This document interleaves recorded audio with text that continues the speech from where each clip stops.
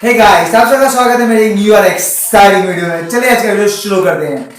आज से मैं एक न्यू सीरीज चालू कर रहा हूं जिसमें मैं आपको समझाऊंगा कि अगर आप लैपटॉप खरीदना चाहते हैं तो लैपटॉप में खरीदने से पहले आपको क्या क्या चीजें देखनी चाहिए और उसको किस किस तरीके से देखना चाहिए।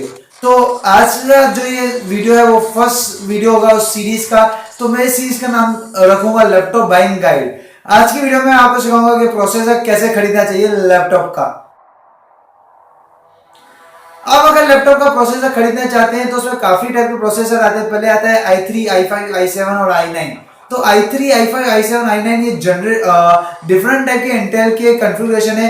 i3 बजट आता है, i5 मिड रेंज है और i7 आप कहेंगे कि प्रीमियम मिड रेंज है और i9 सबसे हाईएस्ट आता है। तो इस तरीके से आप इसको डिवाइड कर सकते हैं। i3 budget, i5 mid range, i7 premium mid range और i9 हाईएस्ट आता है।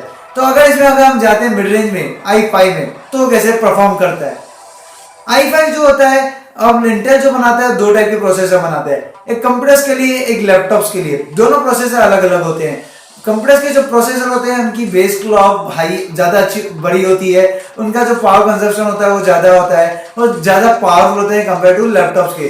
तो अगर हम देखते हैं लैपटॉप में भी होते हैं तो बहुत सारे i5 आते हैं।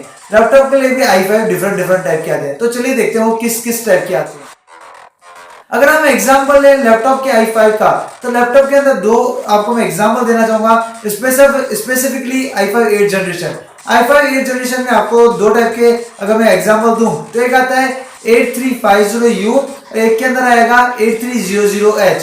दोनों i5 8 जनरेशन है लेकिन दोनों के अंदर बहुत ज्यादा डिफरेंस आता है। जो 8350U है वो आपको नॉर्मल लैपटॉप्स में देखने मिलता है ज्यादातर, और 8300H जो है आपको गेमिंग कंप्यूटर्स में ज्यादातर देखने मिलता है। तो देखते हैं दोनों के बीच में डिफरेंस क्या है। अगर दोनों के बीच में क्लॉक स्पीड का बात करें तो जो बेस क्लॉक अवेलेबल है 8350U के अंदर वो 1.70 गीगाहर्ट्ज की है और उसी जगह 2.30 गीगाहर्ट्ज की बेस क्लॉक है 8300H में। और जो बूस्ट क्लॉक अवेलेबल होता है वो 3.60 गीगाहर्ट्ज की है 8350U में, और वहीं पे आपको 4 गीगाहर्ट्ज मिल जाता है 8300H में। तो बेस क्लॉक और बूस्ट क्लॉक में भी काफी डिफरेंस है। और अगर हम बात करते हैं दोनों के बीच में रैम कितनी सपोर्ट हो सकती है उसके बीच में डिफरेंस, तो 8350U में मैक्सिमम जो रैम सपोर्ट होती है वो होता है 32 GB तक, और 8300H में जो मैक्सिमम रैम सपोर्ट होती है वो होती है 64 GB तक। तो दोनों में काफी डिफरेंस आ जाता है कि ज्यादा से ज्यादा कितनी रैम सपोर्ट वो कर सकते हैं। उसके आगे बढ़े तो रैम की जो स्पीड होती है उसमें दोनों फर्क आता है। 8350U में जो मैक्सिमम रैम स्पीड आ सकती है DDR4 की वो आती है आपकी 2400 मेगाहर्ट्ज, और इसी जगह अगर हम देखें 8300H में आती है 2666 मेगाहर्ट्ज। तो रैम की स्पीड में भी आपको दोनों में काफी डिफरेंस देखने मिलता है। अगर हम बात करें cache memory, cache memory fastest memory होती है आपके पूरे सिस्टम के अंदर, वो प्रोसेसर के अंदर ही इनबिल्ट होती है। तो जो कैच मेमोरी है 8350U में 6 MB अवेलेबल होती है और 8300H में 8 MB अवेलेबल होती है। जो 6 MB और 8 MB में सिर्फ दो आपको डिफरेंस मिलता है 2 MB का, लेकिन रियल लाइफ में परफॉर्मेंस में काफी फर्क देखने मिल सकता है इस 2 MB की वजह से।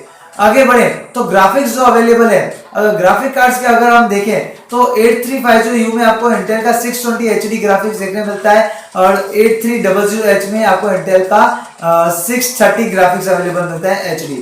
तो दोनों के अंदर ग्राफिक्स कार्ड ही अलग, मतलब इनबिल्ट जो ग्राफिक कार्ड आता है प्रोसेसर के अंदर वो ही अलग है। जो अगर बेस क्लॉक बोलूं ग्राफिक की तो इसके अंदर आपको मिल जाएगी 8350U के अंदर 300 मेगाहर्ट्ज और इसमें आपको मिलेगी 350 मेगाहर्ट्ज। तो ये 50 मेगाहर्ट्ज है वो काफी इंपॉर्टेंट हो जाती है उन लोगों के लिए जो ग्राफिक इंटेंसिव काम करना पसंद करते हैं, लेकिन अगर उनके पास डेडिकेटेड ग्राफिक कार्ड नहीं है। डेडिकेटेड ग्राफिक कार्ड है तो वो आपके ऊपर होता है कि आप कौन सा लेते हैं, लेकिन अगर आपके पास डेडिकेटेड ग्राफिक कार्ड नहीं है तो ये जो 50 मेगाहर्ट्ज जो दोनों के बीच डिफरेंस है वो काफी इंपॉर्टेंट बन सकता है। तो ये मैं आपको सिर्फ एक एग्जांपल दिया कि दोनों i5 8th जनरेशन है लेकिन दोनों के बीच में बहुत ज्यादा डिफरेंस आ जाता है। उनके जो मेमोरी बैंडविड्थ होता है, मतलब जो इनकी स्पीड सपोर्ट कर सकते हैं मेमोरी, उसमें भी काफी डिफरेंस आ जाता है, काफी बड़ा डिफरेंस आ जाता है। तो अगर आप लैपटॉप खरीदने जाते हैं और स्पेसिफिकली i5 8 जनरेशन खरीद रहे हैं तो आपको भी इसमें बहुत ज्यादा ध्यान देना पड़ेगा। उनका मॉडल नंबर देख के आप इंटेल की वेबसाइट पे जाके कंपेयर कर सकते हैं कि कौन सा ज्यादा बेटर है।